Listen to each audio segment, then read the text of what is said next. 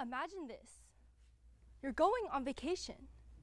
You're at the airport, it's way too early, you haven't had coffee yet, and you look down at your boarding pass.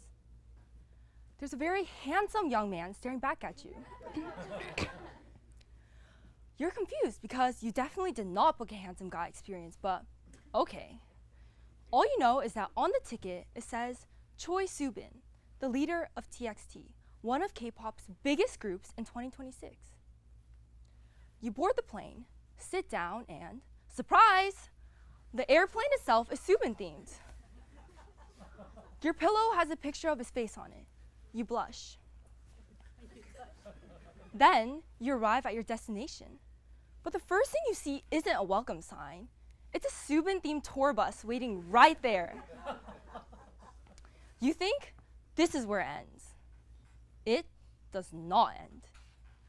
You go into the city, the mall, Soobin.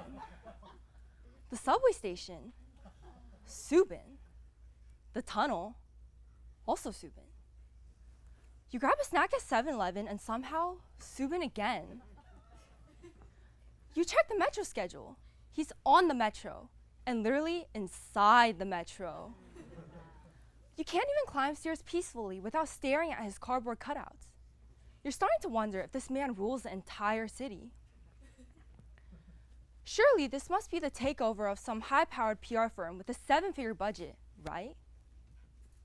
Not even close. This was organized and paid for completely by fans. And in K-pop, it's a phenomenon that makes even the most experienced marketing teams envious. But it's not sustainable because fans have millions of dollars to spend. It's sustainable because they build something together. A community where they find a sense of purpose and identity far beyond the music itself. Let me give you some context.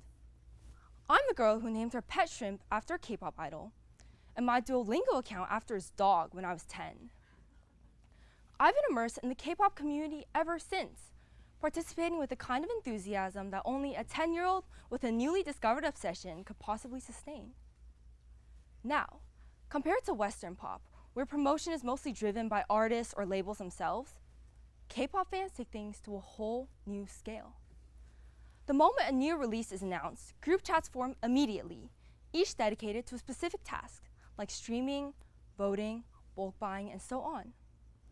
Within hours, professional-looking infographics called goal sheets appear, laying out specific targets for each platform, like hit 60 million views on YouTube in 24 hours, or chart top 10 on Billboard.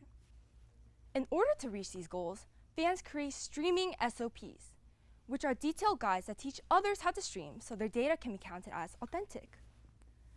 Fans also share voting calendars, tutorials, and statistics, while comeback guides circulate everywhere, all with one shared mission: to make release day their idol's most successful yet.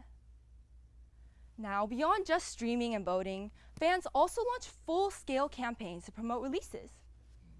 For example, for ENHYPEN's most recent comebacks, their fans designed custom employee ID cards, distributed wanted posters in cities around the world, and released coordinated social media layouts with matching profile frames and headers. Beyond just that, their fans also released free printable sticker packs, ID passes, hand banners, and wristbands, and even hosted a 7-day interactive mystery where fans had to solve missions to free the members. K-pop fans also mass organize bulk buying campaigns, buying hundreds of copies per album and thousands in group orders, significantly boosting first-week chart impacts. There are even fan-organized funding campaigns that collect donations for digital albums, then distribute those funds to individual fans to make purchases. This ensures that each transaction counts separately toward the chart rankings. And the strategy works.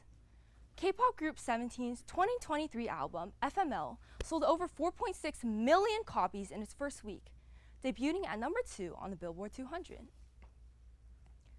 Meanwhile, multilingual fans are busy translating variety show appearances, interviews, lyrics, and social media posts in up to 58 different languages, while others are busy recording fan cams at concerts, editing compilation videos, or creating dance challenges that get spread online.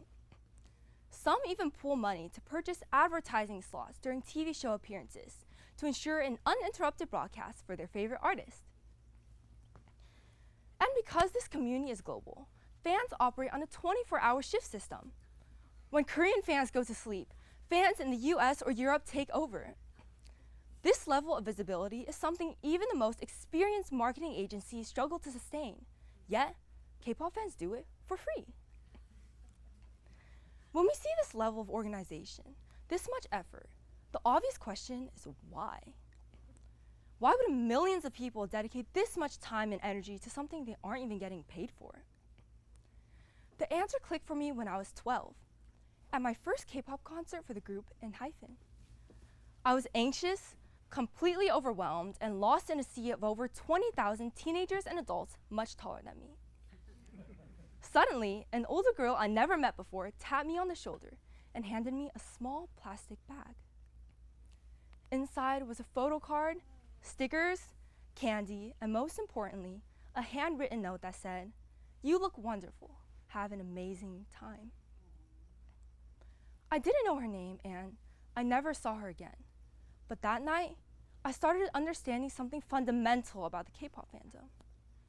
It's not just about the music or the idols. It's about the connections that we build with each other. K-pop fandoms are built on radical inclusivity. It doesn't matter where you're from, what you look like, what language you speak, or how much money you have. As long as you love the group, you're in. And for millions of people, especially young fans who feel isolated or misunderstood, these communities offer something profound, a place where they finally belong. They call themselves families, and in a world that feels divided and unwelcoming, that's exactly what they become. This effort is about the fans just as much as it is about the idols. When fans organize streaming parties, fundraise for billboards, or rent out and decorate cafes for birthday events, they're creating physical spaces for everyone to gather and to celebrate, all while promoting their favorite artist. Charity projects follow the same logic as well, with fans donating to shelters or volunteering at senior centers under an idol's name, reinforcing the shared value that being a part of this community means doing good together. But of course, it's not all sunshines and rainbows. Because each group has their own individual fandom competing to top the charts and win awards, things can turn extremely toxic. Fan wars erupt and harassment gets directed at both the idols and their fans. Real-life relationships can be damaged to keep up with intense fandom expectations, and sometimes the community meant to support you can tear you down if you can't prove your loyalty. I've been extremely lucky. Over the past 6 years of supporting my favorite groups, I found the healthier corners of these communities. I've met people I never would have met otherwise, people from different schools, different backgrounds, different countries, who somehow understood me instantly because we loved the same group. We stayed up until 3 a.m. for movie nights, studied together, and supported each other when life got tough. Those connections really shaped me into who I am today. Because here's the thing, the marketing was just what brought us together.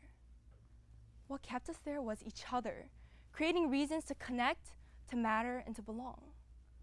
The community was the destination from the very beginning. So it really is a win-win situation. Your favorite idols get free promotion at a scale agencies could never buy, and your fans get something far more valuable in return, a place that feels like home. And the thing is, you don't even need to be into K-pop for this to resonate with you. Maybe your thing is Formula 1 racing, drawing, or robotics. The principle is the same. When you find something you genuinely care about and connect with others who feel the same way, you're building something together. That shared passion gives you identity, purpose, and a network of people who get you. It's in those moments where real community is born. Thank you.